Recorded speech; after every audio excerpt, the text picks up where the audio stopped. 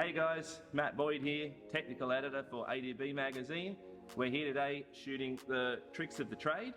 And first up, we've got a trick here with the KX450 on holding the brake pads open to get the rear wheel back in easier. So first up, we've got to take this wheel off. We've got a tyre to go on this wheel.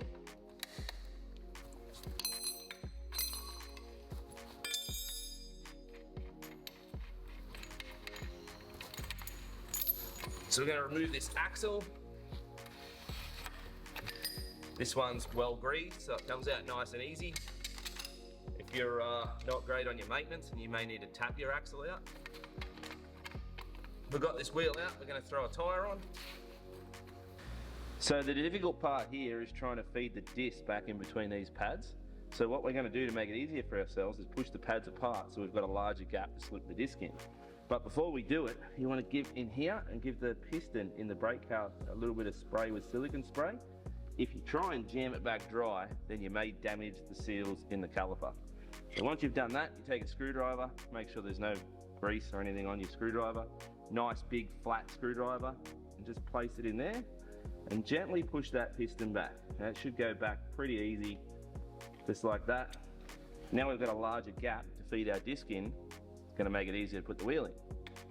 Alright, so now we've got a bigger gap here between the pads. It's going to be much easier for me to feed the disc in there.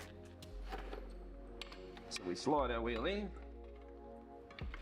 line everything up, and that disc will go straight in.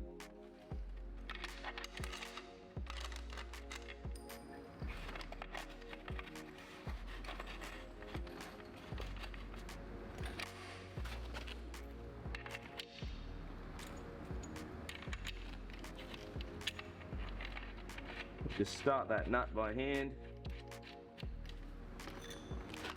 pull that wheel forward, tighten up the axle nut.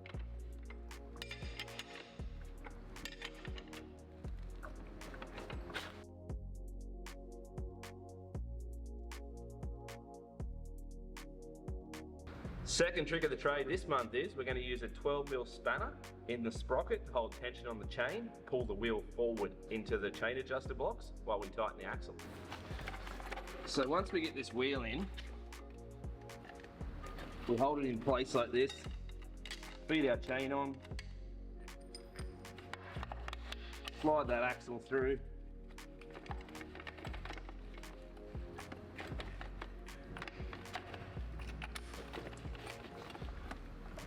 a little bit of a tap with a hammer just to get it all the way home. And now what we need to do here, to hold that chain adjuster block forward into the chain adjuster bolt so we can tighten our axle, we take our 12mm spanner straight on the sprocket and we just wind it back, and that pulls our wheel forward. And now come around to the other side, tighten our axle, our wheel's pulled all the way forward into our chain adjuster blocks. And our third trick of the trade for this month is these GYTR grip covers. We use these in the workshop to keep our grips nice and clean.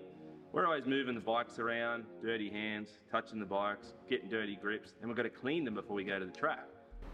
So these things are really simple to use. They've got Velcro on either end. They just simply Velcro around the grip like that, keep the grips nice and clean. They're washable, and when you get to the track, before you go rip out in the dirt, you just take them off and off you go. This one is our last trick of the trade for the month. This one is about getting forks out of tight triple clamps. So we've got to take these triple clamp bolts out. So we're going to loosen them off and actually remove them completely. Now these forks are really tight because they can be over tightened, or quite often they just get a build up of dirt and water and a bit of corrosion and stuff in there that makes them really stiff. So we're going to take a really big fat screwdriver like this, and we're going to go down and just tap it gently into the triple clamp.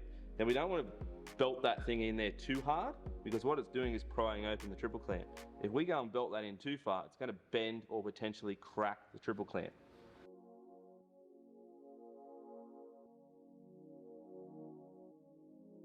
Now the last trick to this one is we don't want to hammer the screwdriver in that way, because the sharp tip of the screwdriver is going to hit against the fork, it's going to scratch your fork, it's also going to jam the fork in there.